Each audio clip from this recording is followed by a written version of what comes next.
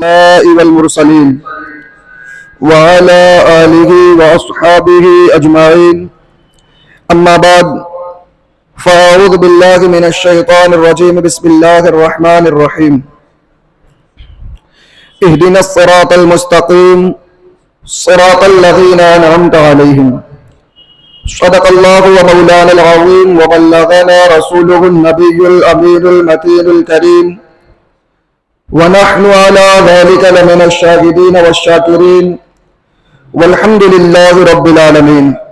السلام علیکم ورحمۃ اللہ تعالی وبرکاتہ. آئیے کچھ عرض کرنے سے پیشتر عقیدت و محبت کے ساتھ گنبد خضرا میں آرام فرمانے والے آقا، ہم غریبوں کے آقا، ہم فقیروں کی ثروت مصطفیٰ جان رحمت صلی اللہ تعالی علیہ وسلم کی بارگاہ بے کس پناہ میں اپنی غلامی کا ثبوت پیش کرنے پڑھے باواز بلند صلی اللہ علی النبی الامی وآلہ صلی اللہ علیہ وسلم. صلاۃ و سلام علیک یا سیدی یا حبیبی یا رسول اللہ صلی اللہ تعالی علیہ وسلم. اس سے پہلے درود پاک کے تعلق سے گفتگو رہی، اس میں ایک بات بیان کی گئی کہ روحانی طاقت، بات جو بیان کی گئی کہ حضور غوث پاک رضی اللہ تعالی عنہ بغداد معلیٰ کی سرزمین پر بیٹھ کر خطبہ فرماتے، تقریر فرماتے تو اطراف کے ملک میں جو بزرگ ہوتے وہ اپنے خانقاہوں میں بیٹھ کر حضور غوث پاک رضی اللہ تعالی عنہ کے وعظ کو سماعت فرمایا کرتے تھے. یہ بات بیان کی گئی تو اس سے خیال آیا کہ روحانی طاقت کے تعلق سے بھی گفتگو ہو. آئیے روحانی طاقت کا حصول کیسے ہو، اس موضوع پر کچھ گفت و شنید ہو. ایک مرتبہ اور حصول برکت کے لیے درود پاک پڑھنے صلی اللہ علی النبی الامی وآلہ صلی اللہ علیہ وسلم. صلاۃ و سلام علیک یا سیدی یا حبیبی یا رسول اللہ صلی اللہ تعالی علیہ وسلم. معزز سامعین باوقار، روحانی طاقت جب یہ لفظ آدمی کے کانوں میں پہنچتا ہے تو بہت سارے معنی گردش کرنے لگتے ہیں. عام طور پر انسان یہ تصور کرتا ہے، انسان یہ سوچتا ہے کہ روحانی طاقت روپیہ اور پیسے سے حاصل کی جا سکتی ہے. عام طور سے انسان یہ سوچتا ہے کہ غیروں کے پاس جا کر روحانی طاقت حاصل کی جا سکتی ہے. انسان در بدر ٹھوکر کھاتا رہتا ہے، روحانی طاقت کے چکر میں ادھر ادھر جایا کرتا ہے. لیکن اللہ تبارک و تعالی نے اپنے محبوب صلی اللہ علیہ وسلم کو بے مثل و بے مثال بنایا ہے، اور رسول پاک صلی اللہ علیہ وسلم نے اپنے غلاموں کو کسی موقع پر، ہمارے دین نے اپنے پیروکاروں کو کسی موقع پر بے سر و ساما نہیں چھوڑا، کسی موڑ پر انہیں تنہا نہیں چھوڑا. بس ضرورت اس بات کی ہے کہ آج اگر ہمیں روحانی طاقت حاصل کرنا ہے، اگر روحانی طاقت اپنے جسم پر روح کا غلبہ لانا ہے تو بس ضروری یہ ہے کہ مصطفیٰ جان رحمت صلی اللہ علیہ وسلم کے طریقے کو اپنانا ہوگا. اگر روحانی طاقت چاہتے ہیں، روحانی طاقت کا غلبہ چاہتے ہیں تو مصطفیٰ جان رحمت صلی اللہ علیہ وسلم کے انداز زندگی کو اپنانا ہوگا، رسول پاک صلی اللہ علیہ وسلم کی سنتوں پر عمل کرنا ہوگا. اگر روحانیت کا غلبہ چاہتے ہیں تو مصطفیٰ کے طریقے پر عمل کرنا ہوگا. اس لیے کہ جو بندہ رسول پاک صلی اللہ علیہ وسلم کے طریقے پر عمل کرتا ہے، جو بندہ آقا علیہ السلام کی سنتوں کو اپناتا ہے تو اللہ تبارک و تعالیٰ اس پر رحمت کا نزول فرماتا ہے، اور جس پر اللہ تبارک و تعالیٰ رحمت کا نزول فرماتا ہے اس کے اوپر روحانیت کا غلبہ عطا فرماتا ہے. جو آقا علیہ السلام کے طریقے پر چلنے کی کوشش کرتا ہے تو اللہ تبارک و تعالیٰ اس کے اوپر روحانیت کا غلبہ عطا فرماتا ہے. ورنہ انسان روحانیت حاصل کرنے کے لیے، روح کے غلبے کے لیے طرح طرح کی کوششیں کرتا ہے، بے طور طریقے کی کوششیں انسان کرتا ہے، بہت ساری کوششیں کرتا ہے، چاہے در بدر کی ٹھوکریں کھاتا رہے۔ اور آج بڑے افسوس کے ساتھ یہ بات کہنا پڑ رہا ہے کہ آج مسلمانوں کا حال یہ ہو گیا، آج مسلمانوں کا ایمان اتنا کمزور ہو گیا کہ آج بیماری سے شفا کے لیے، روحانیت کے غلبے کے لیے مسلمان غیروں کے پاس جا رہے ہیں، غیر مسلموں کے دھرم گرو، جن کے پاس خود ایمان نہیں ہے، جنہیں پاکی اور ناپاکی کی تمیز نہیں ہے، جنہیں یہ پتہ نہیں ہوتا کہ کیا چیز پاک ہے کیا چیز ناپاک ہے، جنہیں کھانے کا طریقہ نہیں پتا، جنہیں رہنے کا سلیقہ نہیں پتا، جنہیں کوئی چیز کا شعور نہیں ہے، آج مسلمان ان غیر مسلموں کے پاس جاتا ہے اور سوچتا ہے کہ روحانیت حاصل ہوگی، سوچتا ہے کہ وہاں جانے سے بیماری کی شفا ہوگی۔ ارے جس کے پاس ایمان نہ ہو وہ بیماری کی شفا کیا کرے؟ جس کے پاس ایمان نہ ہو، جس کے پاس خود اس کا حل نہ ہو، وہ دوسروں کو کیا حل دے سکتا ہے؟ وہ دوسروں کو کیا شفا دے سکتا ہے؟ لیکن مسلمانوں کا ایمان کتنا کمزور ہو گیا کہ بیماری سے شفا کے لیے، روحانیت کے غلبے کے لیے مسلمان کافروں کے پاس جا رہا ہے۔ اور یہ کیوں جا رہا ہے؟ کیوں آج مسلمانوں کو غیروں کے پاس جانا پڑ رہا ہے؟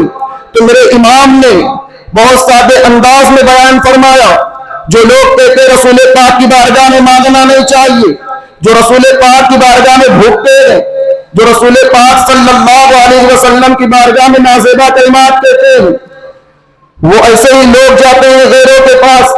آج مسلمانوں کو غیروں کے پاس کیوں جانا پڑ رہا ہے؟ تو میرے امام نے فرمایا کہ یا رسول اللہ، جو تیرے در سے یار پھرتے ہیں، جو تیرے در سے یار پھرتے ہیں، در بدر جو ہی خار پھرتے ہیں، جو آقا علیہ السلام کی بارگاہ سے پھر جاتا ہے، جو سرکار کی بارگاہ میں گستاخیاں کرتا ہے، تو وہ اللہ تبارک و تعالیٰ اسے ذلیل و خوار فرماتا ہے۔ جو آقا علیہ السلام کی بارگاہ میں نازیبہ کلمات کہتا ہے، وہی در بدر کی ٹھوکریں کھاتا ہے۔ جو مصطفیٰ کے در سے پھر جاتا ہے، وہی در بدر کی ٹھوکریں کھاتا ہے۔ تو ہمیں چاہیے کہ آقا علیہ السلام کی محبت کو اپنے سینے میں بسا لیں، اور حضور کی بارگاہ میں جب زبان کھولیں تو تعریف میں کھولیں، مصطفیٰ کی محبت کو سینے میں بسائیں، کیونکہ یہی محبت کام آئے گی۔ اور روحانیت کا غلبہ اگر چاہتے ہیں کہ روح غالب رہے تو مصطفیٰ کی محبت تو ضروری ہے، آقا علیہ السلام کا طریقہ اپنانا ضروری ہے، تو اس کے بعد جا کر روحانیت کا غلبہ جسم پر ہوگا۔ درود پاک پڑھیں تو حدیث پاک صلی اللہ علیہ وآلہ صلی اللہ علیہ وسلم، صلاۃ و سلام علیک یا سیدی یا حبیبی یا رسول اللہ صلی اللہ تعالی علیہ وسلم۔ روحانی طاقت، پہلے اس کو سمجھے، روحانی طاقت، اس کا مطلب یہ ہوتا ہے کہ روح والی طاقت۔ روحانی طاقت کا معنی روح والی طاقت۔ انسان کے پاس عام طور سے جسم کی طاقت ہوتی ہے، جیسے جسمانی طاقت ہوتی ہے ویسے روحانی طاقت ہوتی ہے۔ جیسے جسم کو سنوارنے کے لیے، جسم کی طاقت کے لیے ہم کھانا کھاتے ہیں تاکہ بدن سلامت رہے، اسی طرح روح کو سلامت رکھنے کے لیے عبادتیں کرنا ضروری ہے، ذکر اذکار کرنا ضروری ہے۔ تو کہا روحانی طاقت کا معنی ہوتا ہے روح والی طاقت۔ جیسے جسمانی طاقت انسان کام کرتا ہے، کہا کیسے کر رہا ہے؟ تو کہا جسمانی طاقت سے کر رہا ہے، جسم والی طاقت ہے، جسم کی طاقت سے کام کر رہا ہے، چل رہا ہے، کیسے چل رہا ہے؟ جسم کی طاقت سے چل رہا ہے۔ کھا رہا ہے، کیسے کھا رہا ہے؟ جسم کی طاقت سے کھا رہا ہے۔ یہ جسم کی طاقت ہے۔ روح کی طاقت یہ ہے کہ جو کام، جیسے ہم سے جو چیزیں چھپی گئیں، قبر میں کیا ہو رہا نہیں دیکھ سکتے، یہ جس کے اوپر روح کی طاقت غالب ہوتی ہے، روحانی طاقت جن کے پاس ہوتی ہے وہ دیکھ لیتے ہیں۔ اللہ تبارک و تعالیٰ غیب کے پردوں کو ان کے لیے ہٹا دیتا ہے، وہ دیکھتے ہیں پھر قبر میں کیا ہو رہا ہے۔ ایک لمحے میں بزرگان دین خانقاہ میں بیٹھ کر دوسرے ملک میں دیکھ رہے ہیں کیا ہو رہا ہے، یہ روح کی طاقت ہے۔ جسم کی طاقت سے ممکن نہیں ہے، وقت لگ جائے گا، لیکن یہ روح کی طاقت ہے۔ تو کہا روح کی طاقت یہ حاصل کیسے ہوگی؟ روحانی طاقت آئے گی کیسے بندے کے اندر؟ اور روح کی طاقت یہ حدیثوں سے بھی ثابت ہے کہ روحانی طاقت جسم سے زیادہ پاور رکھتی ہے، انسان کے بدن سے زیادہ روح پاور رکھتی ہے۔ حدیث پاک میں بھی آیا، بزرگان دین کے کئی ایسے واقعات ہیں۔ ایک واقعہ میں آپ کو سناتا ہوں، اس کے بعد رسول پاک صلی اللہ علیہ وسلم نے اس تعلق سے کیا فرمایا اس پر گفتگو رہے گی۔ حضرت خواجہ غریب نواز رضی اللہ تعالیٰ عنہ، حضور خواجہ غریب نواز جب ہندوستان میں تشریف لائے،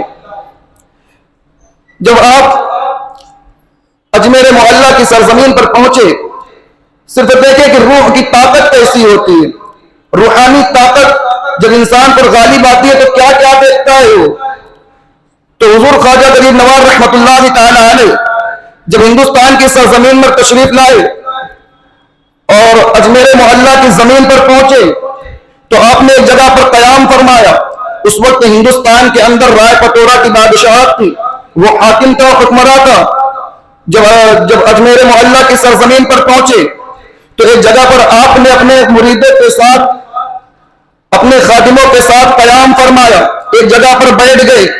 اس بادشاہ کے خادم آنے کے بعد کہنے لگے، آپ یہاں سے اٹھیں، دوسری جگہ جا کر بیٹھیں، اس لیے کہ یہاں بادشاہ کے اونٹ بیٹھتے ہیں۔ خواجہ غریب نواز نے فرمایا کہ اونٹوں کو دوسری جگہ بٹھا لو، زمین بہت بڑی ہے، دوسری جگہ بٹھا لو۔ کہا نہیں، یہاں راجا کے اونٹ ہی بیٹھتے ہیں۔ حضور خواجہ غریب نواز نے فرمایا ٹھیک ہے، اگر یہی بیٹھتے ہیں تو وہ بیٹھے ہی رہیں گے۔ آپ وہاں سے اپنے مریدوں کے ساتھ اٹھ گئے، اونٹ کو بٹھا دیا گیا۔ ایسا خواجہ غریب نواز نے بٹھا دیا تو بیٹھے ہی رہ گئے۔ اس کے بعد اور آگے بڑھے، حضور خواجہ غریب نواز رحمۃ اللہ تعالیٰ علیہ پر پانی بند کر دیا گیا، پانی بند کر دیا گیا۔ آپ کے مریدوں کے لیے کوئی پانی نہیں، آپ کے لیے پانی نہیں ہے۔ ساگر پر روک لگا دیا، دریا پر روک لگا دیا گیا کہ درویش کو اور درویش کے غلاموں کو، ان کے مریدوں کو پانی کی اجازت نہیں ہے، انہیں پانی نہ لینے دینا۔ حضور خواجہ غریب نواز رحمۃ اللہ تعالیٰ علیہ نے اپنے مرید کو، خادم کو بھیجا کاسا لے کر، اور کہا جانے کے بعد جاؤ، جو ساگر کے پاس چلے جاؤ اور کہہ دینا کہ آنا ساگر، آنا ساگر تجھے خواجہ نے بلایا ہے، آنا ساگر تجھے خواجہ نے بلایا ہے۔ مرید جا کر کہتا ہے کہ اے ساگر آنا، اے ساگر آنا، تجھے خواجہ نے بلایا ہے۔ اتنا کہا، سارا ساگر کا پانی کاسے میں آ گیا حضور خواجہ غریب نواز کی بارگاہ میں۔ اب بادشاہ بڑا پریشان، ہر طرح سے وہ ہار رہا ہے کہ کیسے انہیں ملک سے نکالا جائے۔ تو اس نے ایک شخص کو بلایا اور بلانے کے بعد کہا کہ میں تمہیں اپنی سلطنت کی آدھی جائیداد دے دوں گا، آدھی سلطنت تمہارے نام کر دوں گا، تم میرا ایک کام کر دو، اور آدھی سلطنت دینے کے بعد تمہیں میں اپنا وزیر بنا دوں گا۔ اس شخص نے کہا کام کیا ہے، کام بولیے۔ تو اس راجا نے کہا کہ ایک درویش آیا ہے، ایک درویش آیا، اسے تم قتل کر دو، میں تمہیں اپنی آدھی بادشاہت دے دوں گا، اپنا وزیر بنا لوں گا۔ اب وہ شخص کہتا ہے ٹھیک ہے، چھری کو لیتا ہے، لینے کے بعد اپنے کمر میں پٹے کے نیچے چھری کو داخل کر لیا اور حضور خواجہ غریب نواز رحمۃ اللہ تعالیٰ علیہ کی بارگاہ میں پہنچا۔ غور کرنا مقصد کیا بیان کر رہا ہوں۔ پہنچ گیا، حضور خواجہ غریب نواز رحمۃ اللہ تعالیٰ علیہ تقریر فرما رہے ہیں۔ ایک مجمع میں، درخت کے نیچے مجمع لگا ہوا ہے، بہت سارے لوگ بیٹھے ہوئے ہیں۔ خواجہ غریب نواز رحمۃ اللہ تعالیٰ علیہ اللہ اور اس کے رسول کا فرمان سنا رہے ہیں۔ کوئی رو رہا ہے، کسی کی آنکھوں سے اشک جاری ہے، کوئی جھوم رہا ہے، سب اپنے اپنے طریقے میں مست ہے، بیان سن رہے ہیں۔ جب بیان ختم ہوا، جب مجلس ختم ہوئی، برخاست ہو گئی، حضور خواجہ غریب نواز نے فرمایا کہ میں نے جو جس مقصد کے تحت آیا تھا، میں نے سب کا مقصد پورا کر دیا ہے، اور جس کا باقی ہے وہ آ کر لے لے، جس کا مقصد باقی ہے آ کر پورا کر لے۔ سارے لوگ جانے لگے، کوئی آپ کی طرف نہ آیا۔ اس کے بعد آپ نے پھر وہ جو آدمی چھری لے کر آیا تھا اس کی طرف اشارہ کرتے ہوئے فرمایا کہ میں نے سب کا مقصد پورا کر دیا، جس کا باقی ہو آ کر لے لے۔ 2 مرتبہ کہا، پھر بھی کوئی نہ آیا۔ تیسری مرتبہ حضور خواجہ غریب نواز رحمۃ اللہ تعالیٰ علیہ نے ٹھیک اسی شخص کی طرف ہاتھ کا اشارہ کیا اور فرمایا کہ تمہارا مقصد باقی ہے، میں نے سب کا مقصد ادا کر دیا، لیکن ابھی تمہارا باقی ہے، تم آؤ اور اپنا مقصد پورا کر لو، جس لیے آئے تھے وہ کام پورا کر لو۔ وہ شخص کہنے لگا کہ حضور میں تو آپ کی تقریر سننے آیا تھا، میں تو آپ کی گفتگو کو سننے آیا تھا۔ حضور خواجہ غریب نواز نے جب سنا تو بڑا پیارا جواب دیا کہ ٹھیک ہے، اگر تم تقریر سننے کے لیے آئے تھے تو تقریر سننے کے لیے آئے تھے تو چھری کی کیا ضرورت تھی؟ دیکھو ابھی دیکھا نہیں ہے آپ نے، آپ کو کیسے پتا چلا کہ چھری لے کر آیا ہے؟ یہ روحانیت کا معاملہ ہے کہ روحانی جب روح غالب آ جاتی ہے انسان کے بدن پر تو اللہ تعالیٰ اس کے لیے پردے کو ہٹا دیتا ہے۔ حضور خواجہ غریب نواز نے فرمایا کہ اگر تقریر سننے کے لیے آئے تھے تو چھری لانے کی کیا ضرورت ہے؟ جو تم کمر میں چھری دبا کر لائے ہو اس کی ضرورت کیا ہے؟ جیسے ہی اس نے یہ سنا کہ انہیں پتا ہے، رونے لگا۔ وہیں پر آپ کے دستے پاک پر، آپ کے ہاتھ پر توبہ کر کے مشرف اسلام ہو گئے۔ یہ روحانی طاقت ہوتی ہے، یہ روحانی طاقت ہے کہ جب روح غالب آتی ہے تو کوئی چیز بندے سے پوشیدہ نہیں رہتی، اللہ تبارک و تعالیٰ پردوں کو ہٹا دیتا ہے۔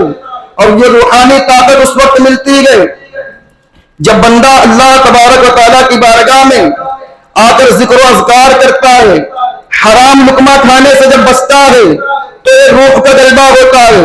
اور روحانی طاقت کے بارے میں میرے آقا صلی اللہ علیہ وسلم نے فرمایا، رسول پاک فرماتے ہیں اتقوا بفراست المؤمن فإنه ينظر بنور اللہ۔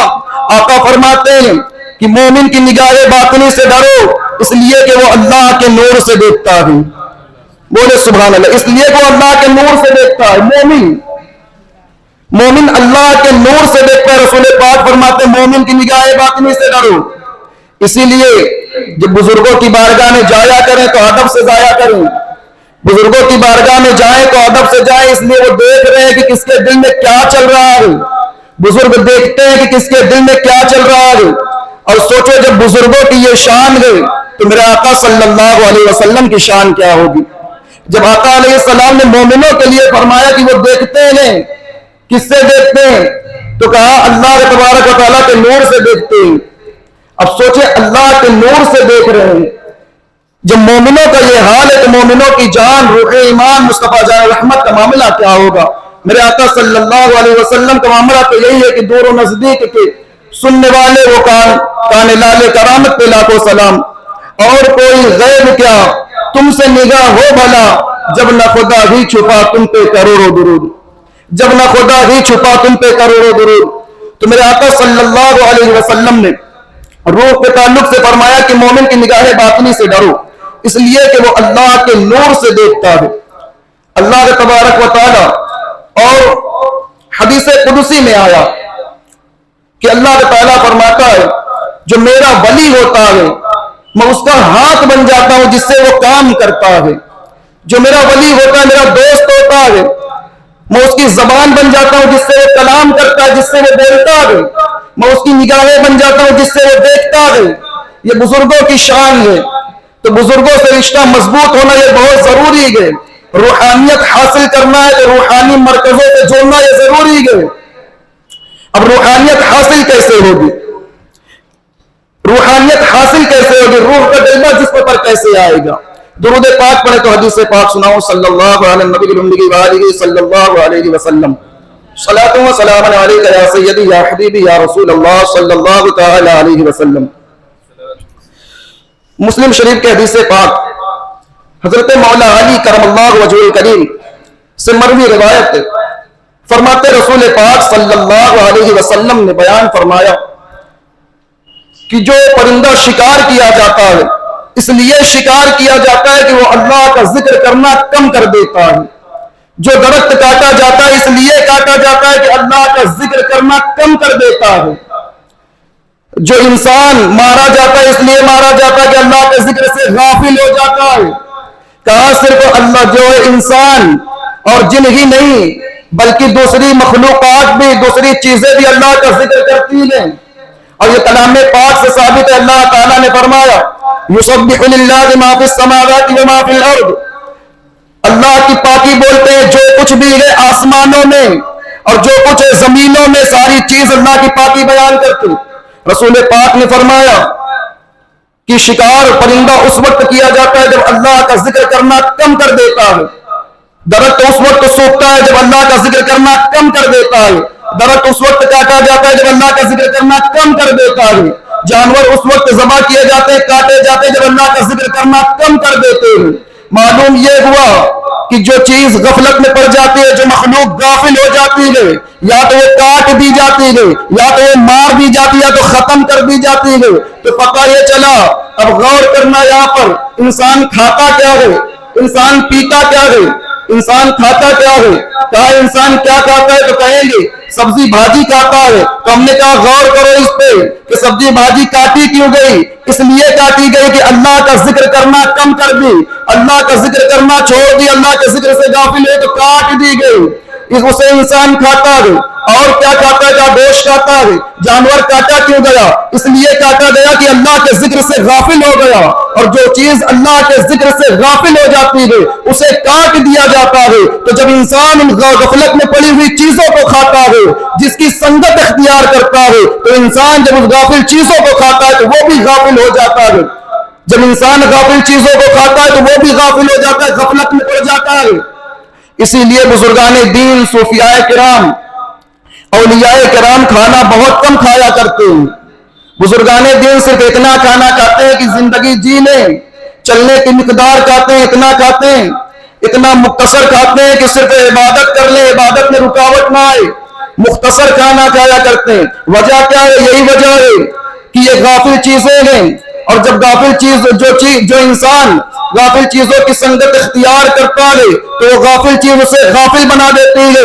اور جو ذاکر کی سنگت اختیار کرتا ہے اسے ذاکر بنا دیا جاتا ہے، ذکر کرنے والا وہ چیز بنا دیتی ہے اسے.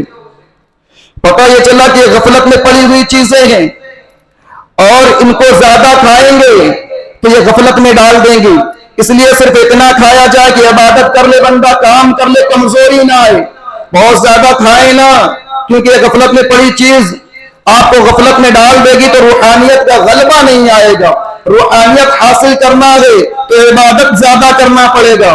انسان بدن کی سلامتی کے لیے کھانا کھاتا ہے، بدن کی سلامتی کے لیے دوسری چیزوں کو کھاتا ہے تاکہ بدن سلامت رہے. بدن کی سلامتی کے لیے انسان جو ہے ورزش کرتا ہے، صبح دوڑنے کو جاتا ہے. انسان جو ہے بدن کی طاقت کے لیے، بدن کی طاقت بڑھ جائے، بدن موٹا ہو جائے، مضبوط ہو جائے، اس کے لیے انسان جم خانے جوائن کر لیتا ہے.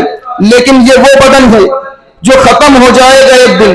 یہ وہ بدن جو قبر میں جا کے کیڑوں مکوڑوں کی غذا بن جائے گا. یہ بدن جو قبر میں جائے گا تو نہ جانے کیسی مصیبتوں میں مبتلا ہوگا.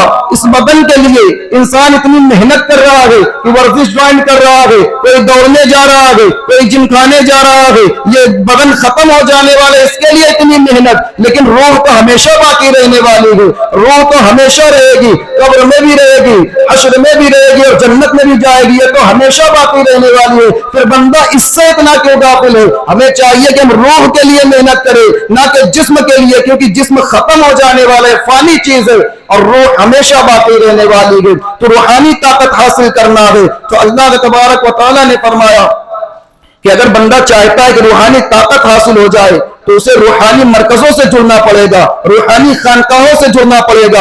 اس کے بعد روحانی طاقت حاصل ہوگی. اسی لیے اللہ تعالیٰ نے فرمایا کہ اگر روحانی طاقت حاصل کرنا ہے تو چلو آؤ اے میرے بندوں، کہو اہدنا الصراط المستقیم، اے اللہ ہم کو سیدھا راستہ چلا.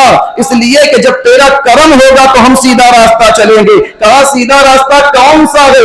تو پھر اللہ تعالیٰ نے فرمایا، کلام پاک کہتا ہے صراط الذین انعمت علیہم، ان لوگوں کا راستہ جن پر تو نے احسان کیا. اور پھر بندہ کہے گا وہ لوگ کون ہیں جن پر اللہ نے احسان کیا؟ تو پھر اللہ تعالیٰ نے کلام پاک میں فرمایا انعم اللہ علیہم من النبیین، وہ لوگ وہ ہیں جن پر اللہ نے انعام کیا. وہ من النبیین انبیاء کی جماعت ہے جن پر اللہ نے انعام کیا، جن پر اللہ نے احسان کیا. والصدیقین، اور صدیقوں کی جماعت ہے جن پر اللہ نے احسان کیا، جن پر اللہ نے انعام کیا. شہداء کی جماعت ہے، صالحین کی جماعت ہے جن پر اللہ تعالیٰ نے احسان کیا، انعام فرمایا. انبیاء کی جماعت ہوئی، صدیقوں کی جماعت ہوئی، شہداء کی جماعت ہوئی اور صالحین کی جماعت ہوئی، نیکوں کی جماعت ہوئی. ان لوگوں پر اللہ نے، ان لوگوں کے اوپر اللہ نے انعام کیا. تو کہا اگر روحانیت میں غلبہ چاہتے ہو تو ان لوگوں کے مسلک سے، ان لوگوں کے طریقے سے جوائنٹ ہو جاؤ، ان کا طریقہ اپنا لو. اللہ تبارک و تعالیٰ روحانیت میں غلبہ عطا فرمائے گا. روحانیت کا غلبہ اگر چاہتے ہیں تو ان لوگوں سے اپنا رشتہ بنائے جن پر اللہ نے احسان کیا. کس پر اللہ نے احسان کیا؟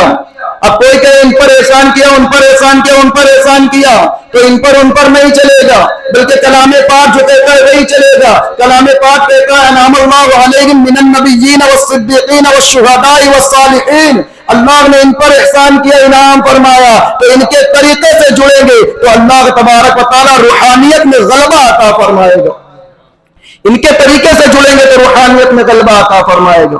اچھا ایک چیز اور، یہاں سے ایک نقطہ سمجھ میں آیا آیت کریمہ پڑھنے کے بعد، انبیاء کے بعد ساری مخلوق میں سب سے افضل کون؟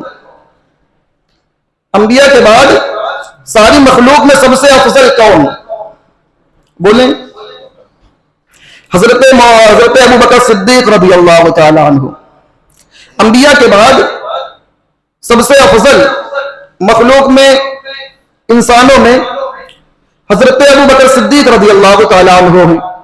اب جو لوگ یہ کہتے ہیں نہیں مولا علی، تو ہم نے کہا مولا علی کا ذکر میرے نبی نے نہیں فرمایا۔ مولا علی سے عقیدت ہے، محبت ہے بلا شبہ، لیکن جو نمبر بیان کیا ہے میرے رسول پاک صلی اللہ علیہ وسلم، آقا فرماتے ہیں کہ اگر میرے بعد نبوت کا دروازہ کھلا ہوتا، نبی کا آنا جائز ہوتا، نبی آ سکتا، اگر اللہ تعالیٰ میرے بعد کسی کو نبی بناتا تو وہ ابو بکر ہوتے۔ میرے بعد اگر نبوت کا دروازہ کھلا ہوتا تو میرے بعد جو نبی ہوتا وہ ابو بکر ہوتے۔ تو یہ ابو بکر کی شان ہے، ابو بکر کا پہلا نمبر۔ اب یہاں اللہ تعالیٰ نے کلام پاک میں فرمایا من النبیین والصدیقین، صدیق حضرت ابو بکر صدیق، انبیاء کے بعد صدیقوں کا نام آیا، تو یہاں پر بھی ابو بکر کا پہلا نام آیا، سمجھو، کیونکہ انبیاء کرام سارے سچوں میں، سارے ولیوں میں سب سے بڑا، سب کا سردار جو ہے رسول پاک صلی اللہ علیہ وسلم۔ انبیاء کے بعد سچوں کا سردار جو ہے حضرت ابو بکر صدیق رضی اللہ تعالی عنہ۔ تو پتہ یہ چلا کہ حضرت ابو بکر صدیق رضی اللہ تعالی عنہ کا نمبر پہلا ہے۔ بہرحال یہ موضوع سے ہٹ کے بات ہے۔ تو روحانیت کا غلبہ، اس پر گفتگو چل رہی تھی۔ ایک بار اور درود پاک پڑھیں، ایک حدیث پاک سناؤ، اس کے بعد گفتگو ختم۔ صلی اللہ علیہ نبی الامی وآلہ صلی اللہ علیہ وسلم، صلاۃ و سلام علیک یا سیدی یا حبیبی یا رسول اللہ صلی اللہ تعالی علیہ وسلم۔ سرکار حافظ ملت منجب العلماء علیہ الرحمہ فرماتے ہیں کہ اتحاد زندگی ہے اور اختلاف موت ہے۔ اتحاد زندگی ہے، اختلاف موت ہے۔ کہا اس کو کیسے سمجھیں گے؟ کہا اس طرح سمجھو کہ جب تک جسم اور روح کے درمیان اتحاد ہوتا ہے، جب تک روح اور جسم کے درمیان اتحاد ہوتا ہے بندہ زندہ ہوتا ہے، اور جیسے ہی اختلاف ہوتا ہے مر جاتا ہے۔ کہا روح اور جسم کے درمیان اتحاد ہے، ملے ہوئے تو انسان زندہ ہے، اختلاف ہوا ختم ہو گیا معاملہ۔ تو کہا ہمیں روح کو سنوارنا ہے، تو عبادت کرتے رہو، ان میں اختلاف مت کرو ورنہ روح کمزور ہو جائے گی۔ جیسے ہم بدن کو سلامت رکھنے کے لیے کھاتے ہیں پیتے ہیں تاکہ سلامت رہے، طاقتور رہے، تو ہم نے کہا روح کی طرف بھی توجہ کرو، اس کی طاقت کے لیے نمازوں کو پڑھو، اس کی طاقت کے لیے عبادتوں کو کرو۔ اور حدیث پاک میں آیا اور کلام پاک کی آیت ہے، اللہ تعالیٰ فرماتا ہے والذین جاہدوا فینا لنہدینہم سبلنا، اور جو ہماری راہ میں کوشش کرتا ہے ہم ضرور اسے اپنا راستہ دکھا دیں گے۔ جو بندہ چاہتا ہے کہ روحانی غلبہ ہمیں مل جائے تو وہ کوشش کرے اللہ تعالیٰ کی بارگاہ میں، عبادتیں کرے، نیک اعمال کرے، جو فرائض ہیں ان پر عمل کرے، واجبات پر عمل کرے، سنتوں کی پیروی کرے، رسول پاک صلی اللہ علیہ وسلم کی، انبیاء کے طریقے کو اپنائے، صحابہ کے طریقے کو، صالحین کے طریقے کو، ان کے طریقے کو اپنا لے۔ جب بندہ کوشش کرے گا تو اللہ تعالیٰ فرماتا ہے ہم ضرور اسے اپنی راہ دکھا دیں گے، اس پر چلا دیں گے۔ تو ضروری ہے پہلے بندہ کوشش کرے۔ اگر ہمیں روحانیت کا غلبہ ہم چاہتے ہیں تو ہمیں عبادتوں کی طرف آنا پڑے گا، عبادتوں کی طرف آنا پڑے گا، اللہ تعالیٰ کی بارگاہ میں آ کر ہمیں عبادتیں کرنا پڑے گا، اس کے بعد روحانیت کا غلبہ ملے گا۔ ورنہ آج ایسے لوگ بھی پائے جاتے ہیں جو نام کے مسلمان ہیں، جو 3 وقت 4 وقت گوشت کھانے کے مسلمان ہیں، کوئی معاملہ ہوتا ہے غیروں کے پاس چلے جاتے ہیں، پنڈتوں کے پاس چلے جاتے ہیں۔ سوچے ایمان آج مسلمانوں کا کتنا کمزور ہو گیا۔ بہت سارے ایسی باتیں، بہت سارے ایسے کیس آتے ہیں جن میں پتہ چلتا ہے کہ آج فلاں مسلمان وہاں گیا تھا، فلاں مسلمان وہاں گیا تھا۔ میرے عزیزوں ادھر ادھر جانے کی ضرورت نہیں ہے، کیونکہ ان کے پاس ایمان نہیں۔ پنڈتوں کے پاس جاؤ گے جو ہے غیروں کے پاس جاؤ گے، جن کے پاس پاس ایمان نہیں ہے تو وہاں سے شفا ملنا تو دور کی بات ہے، جو ایمان ہے، ایمان کی حلاوت جو بدن میں موجود ہے وہ بھی ختم ہو جائے گی اور کفر کر بیٹھو گے تو وہاں جانے کی ضرورت نہیں ہے۔ بس آؤ مصطفیٰ کی بارگاہ میں، اللہ تعالیٰ کی بارگاہ میں آ کر نمازیں پڑھو، درود پاک پڑھو اور مصطفیٰ کا وسیلہ لگا کر دعا کرو، اللہ تعالیٰ دعا کو قبول فرمائے گا۔ یہ سب ہمیں کرنا ہے، ہمارا دین ہمیں اس کی تعلیم کرتا ہے، لیکن انسان کتنا زیادہ غافل ہو گیا۔ میرے عزیزوں، صرف کھانے کے لیے پیدا نہیں کیا گیا۔ آپ غور کریں کہ اللہ تبارک و تعالیٰ نے فرمایا وَمَا خَلَقْتُ الْجِنَّ وَالْإِنسَ إِلَّا لِيَعْبُدُونَ، اللہ تعالیٰ نے صرف دو مخلوق کو پیدا کیا اپنی عبادت کے لیے۔ اب اس پر غور کرو، جس کو پیدا کیا گیا وہ عبادت کی طرف دھیان نہیں دیتی، اور جس کے اوپر عبادت فرض نہیں ہے وہ عبادت کر رہی ہے، جس کے اوپر عبادت فرض نہیں ہے جب وہ ذکر کرنا چھوڑ دے کاٹ بھی جاتی ہے، مار بھی جاتی ہے۔ تو انسان آج سوچے کہ کتنا زیادہ غفلت میں پڑا ہوا ہے۔ جب سورج میں گہن پکڑ لیتا ہے تو انسان کو کوئی فکر نہیں ہوتی، چاند میں گہن پکڑ لیتا ہے، انسان اپنی مستی میں ہے، وہ ان کا میٹر ہے، ان کے اوپر آفت آئی وہ سمجھیں۔ لیکن یہ چاند اور سورج میں گہن آتا کیوں؟ رسول پاک صلی اللہ علیہ وسلم، بخاری کی حدیث پاک، حضرت ابو موسیٰ اشعری رضی اللہ تعالی عنہ بیان فرماتے ہیں کہ ایک مرتبہ رسول پاک صلی اللہ علیہ وسلم کے وقت سورج نے گہن پکڑا، حضور علیہ السلام بے قرار ہو گئے۔ اللہ اکبر! سوچے حضور بے قرار ہو گئے، حضور کیوں بے قرار ہوئے؟ حضور کے لیے کیا ٹینشن ہے؟ اولیاء کرام کے تعلق سے اللہ نے فرمایا لا خوف علیہم ولا هم يحزنون، کوئی ٹینشن نہیں ہے ان کے لیے، کوئی غم نہیں ہے ان کے لیے۔ یہ اولیاء کرام کے بارے میں فرمایا اللہ تعالیٰ نے، تو وہ تو محبوب ہے اللہ کے، ان کے لیے کیا ٹینشن؟ کوئی ٹینشن نہیں۔ کہا امت کا درد ہے، مصطفیٰ کو امت کے لیے درس دے رہے ہیں، مصطفیٰ ٹینشن میں امت کے لیے۔ سورج میں گہن لگا، آقا علیہ السلام مسجد نبوی میں آ گئے، آنے کے بعد مسجد نبوی کے اندر آقا علیہ السلام نے نماز کے لیے کھڑے ہوئے لمبا قیام کیا، بہت لمبا قیام کیا۔ حدیث پاک میں آئے لمبا رکوع کیا، رکوع کرنے کے بعد لمبا سجدہ کیا۔ حضرت ابو موسیٰ اشعری بیان فرماتے ہیں کہ اس سے پہلے کبھی کبھی حضور ایسا کیا کرتے تھے کہ لمبا قیام ہو، لمبا رکوع ہو، لمبا سجود ہو، کبھی کبھی کیا کرتے تھے۔ جب آقا علیہ السلام فارغ ہوئے تو فرمایا، نماز سے فارغ ہوئے تو فرمایا کہ یہ اللہ کی نشانیاں ہیں، سورج میں گہن لگنا، چاند میں گہن لگنا، یہ اللہ کی نشانیاں ہیں۔ جب یہ ایسا معاملہ دیکھو تو حضور نے فرمایا تین چیزوں کی طرف بڑھ جایا کرو۔ پہلی چیز حضور نے فرمایا جب دیکھو کہ چاند یا سورج میں گہن لگا ہے تو ذکر و اذکار کی طرف چلے جاؤ، اللہ تعالیٰ کی بارگاہ میں توبہ کرو، گناہوں سے معافی مانگو۔ ان چیزوں کے اللہ تو حضور صلی اللہ علیہ وسلم نے درس دیا ہمیں، لیکن انسان اتنی غفلت میں۔ آج غور کرنا کہ آج انسان کے وجود پر، مسلمان کے وجود پر گہن لگا گئے، آج ان کے جو مسلمانوں کا جو سورج چمک رہا تھا، جن سے لوگ فیض حاصل کر رہے تھے، آج اس پر گہن لگا ہے۔ وجہ کیا ہے؟ انسان اپنے رب کو بھول گیا، انسان اللہ تعالیٰ سے غافل ہے، گناہ کرتا ہے، سمجھتا ہے اللہ نہیں دیکھ رہا ہے۔ ارے انسان نہیں دیکھتا، لیکن اللہ تبارک و تعالیٰ ہر گھڑی اپنے بندے کو دیکھتا ہے، بندہ کیا کر رہا ہے۔